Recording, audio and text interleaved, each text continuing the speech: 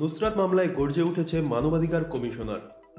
মাদ্রাসা ছাত্রী নুসরাত জাহান রাফিকে প্রতিবাদী কণ্ঠস্বর আখ্যা দিয়ে ১ মাসের মধ্যে মামলার রায় চেয়েছে জাতীয় মানবাধিকার কমিশন।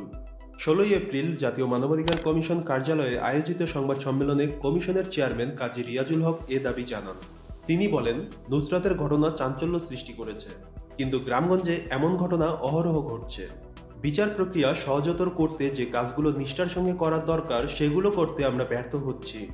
বিচারের দীর্ঘসূত্রতা, সময়মতো সাক্ষী না দেওয়ার মতো নানা কারণে এমন ঘটনা বন্ধ হচ্ছে না। রিয়াজুল হক বলেন, যারা এ ঘটনা ঘটিয়েছে তারা একটা পরিকল্পনা করেছিল। পরীক্ষা কেন্দ্রে ১৪৪ ধারা জারি ছিল, তাহলে তারা কিভাবে কেন্দ্রে ঢুকলো? শুধু মাদ্রাসা শিক্ষার্থী নয়, পুরুষরাও সেখানে ছিল এবং হত্যাকাণ্ড ঘটিয়ে তারা চলে যায়। এ অসৎ শিক্ষকের জন্য যারা আন্দোলন করলো তাদের চিহ্নিত করতে হবে।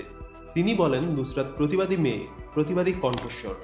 তাকে যেভাবে কেরোসিন ঢেলে মারা হয়েছে তা মানবতার ইতিহাসের জঘন্য অপরাধ। এ অপরাধে যারা জড়িত তারা ক্ষমার অযোগ্য। তাদের যদি আইনের মাধ্যমে দ্রুত শাস্তির ব্যবস্থা করতে না পারি, তাহলে সমাজে এ জাতীয় অপরাধ বন্ধ হবে না। আমরা বিচারহীনতার সংস্কৃতিতে পড়ে যাব। মানবাধিকার কমিশনের চেয়ারম্যান বলেন, নুসরাতের আত্মার শান্তির জন্য তার শেষ ইচ্ছা পূরণ করতে হবে। অপরাধীদের কঠিন শাস্তির ব্যবস্থা করতে হবে, যাতে ভবিষ্যতে কেউ এ ধরনের ঘটনা ঘটানোর সাহস না পায়। নুসরাতের মতো সব নারী, শিশু হত্যা নির্যাতনকারীদের দৃষ্টান্তমূলক শাস্তি চাই। তিনি বলেন, নুসরাত হত্যার বিষয়ে যেসব তথ্য প্রমাণ রয়েছে তাতে মনে করতে চাই দ্রুত সময়ের মধ্যেই পিবিআই তদন্ত প্রতিবেদন দাখিল করবে। আইনে বলা আছে, হাতে নাতে ধরা পড়লে ১৫ দিনের মধ্যেই পুলিশকে তদন্ত প্রতিবেদন দিতে হবে। আমরা দেখেছি শিশু রাজন, রাকিব হত্যার ক্ষেত্রে পুলিশ দ্রুত তদন্ত প্রতিবেদন দিয়েছিল এবং আদালত দ্রুত সময়ের মধ্যেই অপরাধীদের সর্বোচ্চ শাস্তি দিয়েছিল। আমরা নুসরাতের ক্ষেত্রে সেটা দেখতে চাই।